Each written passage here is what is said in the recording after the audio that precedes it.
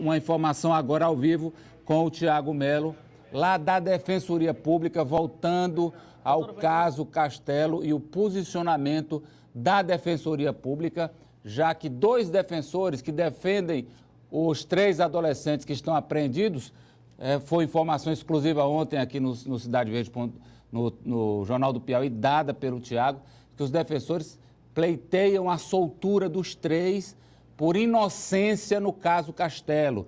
Esse fato, essa informação gerou vários desdobramentos e até com possibilidade de uma reviravolta do caso. E a gente, claro, quer saber o posicionamento da chefe da Defensoria Pública. E o Tiago está lá ao vivo, ao lado dela. Pois não, Tiago? Boa tarde.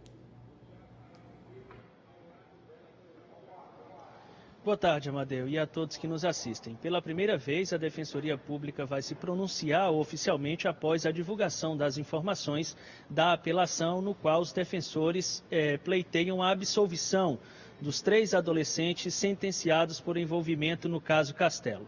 Aqui conosco está a Defensora-Geral do Estado, Idete Evangelista, a quem a gente deseja primeiramente uma boa tarde. E, doutora Idete, como é que a Defensoria recebe essa colocação institucional da Polícia Civil que desqualifica a apelação feita pelos defensores? Com muito pesar. Infelizmente, nós somos instituições do sistema de justiça, e a Defensoria faz a sua parte. Nós não somos mero figurantes processuais. Quando a Defensoria é designada um defensor para fazer a defesa, essa defesa técnica ela tem que ser a contento e eficiente. Se uma sentença prolatada num processo não está de acordo com as provas existentes nos autos, com as declarações da vítima, e o defensor entende que é para recorrer, é inerente, está previsto no ordenamento jurídico que o defensor possa apresentar o recurso. Compete à instância superior, o Tribunal de Justiça, a Câmara Criminal, que vai apreciar o recurso interposto pela defesa dos 3 menores, esclarecendo que, como a defesa era colidente em relação ao adolescente que faleceu, o Geiso, e os outros 3 foram designados 2 defensores em face da colidência da defesa. O defensor do Geiso não recorreu, porque entendia que nos autos indiam elementos suficientes de autoria e materialidade. O que seriam isso? As declarações das vítimas, os laudos técnicos que constatavam que o material encontrado na vítima pertencia ao DNA desse adolescente, então não houve recurso naquele sentido, por entendimento do defensor. Nem foi requerida a absolvição dele no primeiro julgamento? Não, porque ele nas declarações, esclarecendo que esse processo tramita em segredo de justiça, por se tratar de uma representação de ato infracional. E a Defensoria não se manifestou. Na defesa prévia desse adolescente já havia tese negativa de autoria. Quem se manifestava era a polícia, quem se manifestava era o Ministério Público, e nós, como defesa, estávamos fazendo a nossa parte, assim como estamos fazendo, que é o nosso direito de recorrer. Como defesa, se entendermos que naqueles autos a sentença prolatada pelo juiz de primeiro grau não está de acordo com as provas dos autos, se recorre. A instância superior do judiciário confirma ou não. E não confirmamos, podemos ir recorrer. É esse o papel institucional da Defensoria. A Defensoria existe para isso. E esclarecendo também que foi nomeada uma defensora para prestar assessoria jurídica integral às vítimas. Desde o atendimento psicológico, as ações de indenizações que forem necessárias, inclusive na representação, o que foi negado pelo juiz a atuação da Defensoria como assistente de acusação naquela ocasião. A Justiça negou esse direito de atuação do defensor? Representando as vítimas, a defensora designada iria atuar como assistente de acusação e naquela ocasião foi indeferido. E estamos recorrendo, porque ela ia atuar em favor das vítimas. Tínhamos defensores para os adolescentes acusados e também defendendo a situação das vítimas. A Defensoria sustenta que não há provas para manutenção da sentença desses 3 menores? Veja, os autos, eu não conheço os autos. Quem conhece os autos? Advogados, defensor, juiz que atuaram, as partes que atuaram no processo. O que eu tenho são informações do defensor, que entende que nos autos não há provas suficientes, baseado nas declarações das vítimas, nos laudos periciais, nas testemunhas, de que há evidências de negativas de autoria em relação àqueles 3 adolescentes. Compete aos desembargadores, à Câmara Criminal, que vai apreciar esse recurso, entender se esse recurso de apelação vai ser provido ou não. né? O que nós queremos é que cada instituição faça a sua parte. Nós não podemos estar fabricando culpados. Se houver provas de autoria e materialidade, ele tem que ser sentenciado. A Defensoria faz com que o devido processo legal aconteça. Não defendemos o que os nossos assistidos fazem. Se eles matam, roubam, estupram, eles têm que pagar. É por isso que a Defensoria existe, até para que eles sejam condenados e tenham a pena pelo que fizeram, né? O que se defende é que tenha o devido processo legal e que a autoria e a materialidade esteja evidenciada nos autos. Se o defensor entendeu que esses autos específicos de Castelo não existe, a sentença prolatada foi contrária a essa prova dos autos, é direito da defesa recorrer e não aceitamos as outras instituições virem dizer o que nós devemos ou não fazer, porque isso é um trabalho técnico, institucional. Nós somos defensores públicos e atuamos para fazer isso, além de outras coisas. Em caso de não provimento da apelação, os defensores têm o apoio da Defensoria Geral para seguir em frente questionando? Veja, isso se trata de uma prerrogativa funcional. É o defensor do caso, do processo, que decide. O Tribunal de Justiça confirmou a sentença do juiz. Vamos ou não recorrer? Qual foi a fundamentação constante naquele acórdão? Eu tenho algum entendimento dos tribunais superiores que me permite recorrer e que esse recurso possa ser provido na instância superior? Então depende de cada caso. É uma prerrogativa funcional do defensor público decidir se vai ou não recorrer, porque ele conhece os autos. Nós temos uma pergunta do estúdio, pois não, Amadeu? Pois não, Amadeu. Quero primeiro abraçar a competente, destemida Ildete Marques, agora à frente aí da Defensoria. Doutor Ildete, o delegado-geral disse que essa tese dos defensores ela é absurda e oportunista.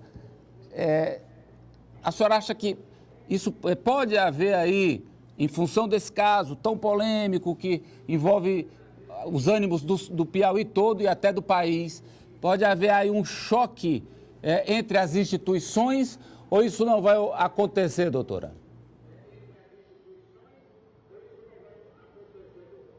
De forma alguma. Eu sou oriunda da Polícia Civil, meu colega de academia, doutor Riedel Batista, e cada instituição faz a sua parte, né? A Polícia Civil compete à Polícia Judiciária indicar quem é a autoria e materialidade. Nós, nos autos, vamos lá constatar se isso aconteceu depois da denúncia do Ministério Público e atuarmos como defesa. Quando ele diz, isso até é uma afronta, porque do mesmo jeito que a polícia está dizendo, indicia e o Ministério Público faz a denúncia, que aquele acusado ou aquele indiciado é o autor do crime, a defesa vai dizer quais são os elementos que não é. Nós vivemos num Estado democrático de direito, temos a Constituição que garante o contraditório e a ampla defesa. E só ressaltando, desde o momento da primeira contestação em relação a esses 3 adolescentes, o defensor que atuava no caso sempre atuou pela tese da negativa de autoria. Como se tratava de um caso que tramitava em segredo de justiça, não havia manifestação expressa, como houve do Ministério Público, como houve do delegado. E as informações, as entrevistas que foram dadas, foi depois da interposição do recurso de apelação. Quando o Ministério Público foi fazer as contrarrazões do recurso de apelação, ele se manifestou sobre as constatações evidenciadas pelo defensor para pedir a reforma da sentença. Foi infringido o segredo de justiça, doutora, por alguma das instituições? Não sei que a Defensoria não apresentamos o depoimento. Até hoje, os defensores que atuaram no caso não deram entrevista. Essa é a primeira que eu estou falando em nome da instituição e dizendo que no Estado Democrático de Direito, a Defensoria, na área criminal, na área civil, de saúde, previdenciária, nós atuamos para isso. Nós somos nomeados para fazer uma defesa e não podemos fingir. Um defensor constata que aquela sentença não está de acordo com a prova dos autos e simplesmente se omitir. Não podemos fazer injustiça. Nós estamos para atuar.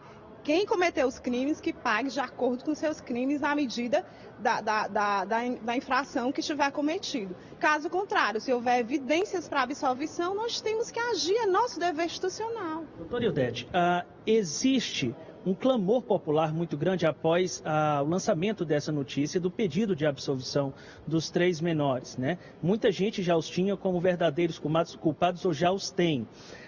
Existe algum pedido de proteção para a manutenção da segurança do defensor público seguir nesse caso ou dos defensores? Veja só.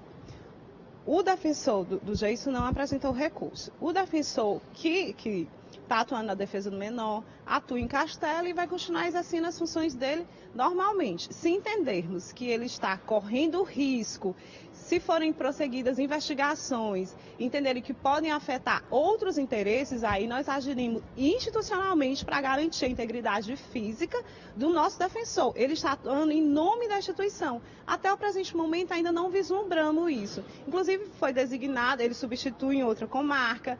Como somos poucos no nosso quadro, ele atua em Castelo, em outras comarcas e vai desempenhar suas atividades normalmente. Se vislumbrarmos que existe o menor perigo a ele, seja por conta dessas investigações, seja por conta dessa apelação, adotaremos todas as providências necessárias para garantir a integridade física e o respeito à nossa instituição. Nós temos a informação de que o defensor que atuará na defesa do Adão, que seria o defensor de Piripiri, apresentou um recurso chamado exceção de impedimento para que o juiz Leonardo Brasileiro, que julgou os menores, não julgue o maior Adão.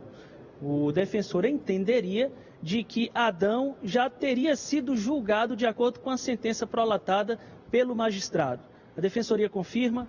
Como foi um caso muito difícil, essa questão mexeu com Teresina, mexeu com todos nós, tivemos esse pré-julgamento social. Então, o defensor, por ter essa prerrogativa funcional, analisar os autos, ele pede.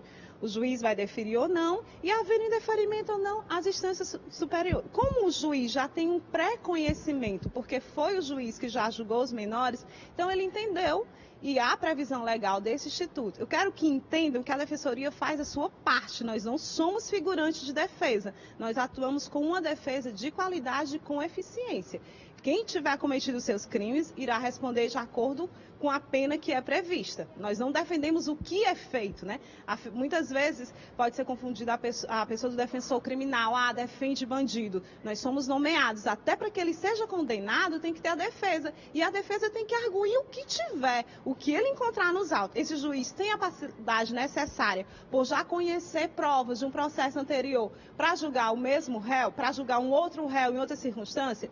Se for entendido que sim, vamos lá e aguardar a sentença. Se não, vamos estar recorrendo. Então, nós estamos fazendo a nossa parte, o nosso dever institucional. Existimos como instituição, como defensores públicos, de acesso à justiça e integrantes desse sistema do ordenamento jurídico para fazer isso. Essa é a nossa missão e queremos respeito para fazê-la. Pois não, Amadeu. Amadeu tem mais uma pergunta. A doutora Ildete pedindo respeito à defensoria.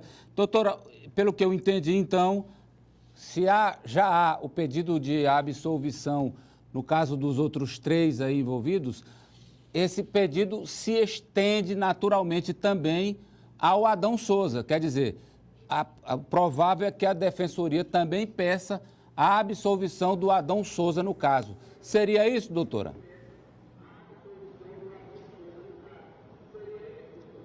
Veja, são processos diferentes. Os menores respondem pelo ato infracional.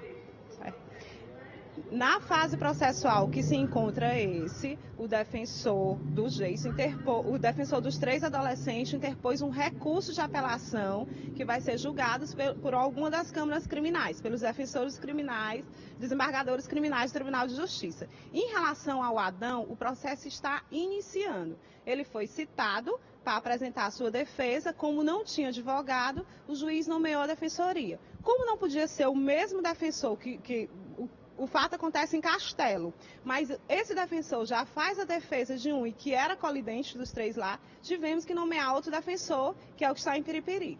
Ao fazer a defesa, o defensor de Piripiri fez as suas argumentações e pediu essa exceção. Então, isso vai ser julgado.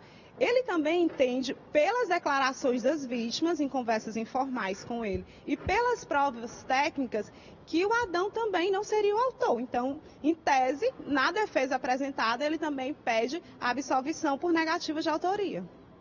Quero agradecer a doutora Ildete pelas informações e a atenção à TV Cidade Verde. Muito obrigado. A senhora tem mais alguma ponderação a fazer? Não, só agradecer e dizer que a defensoria é isso. Independente das circunstâncias, nós somos chamados a agir e não vamos nos omitir ou fazer de conta que fazemos defesa. Temos defensores e defensoras atuantes e que agem em prol da justiça, não defendendo os crimes que são feitos, mas que têm o devido processo legal e a pena justa.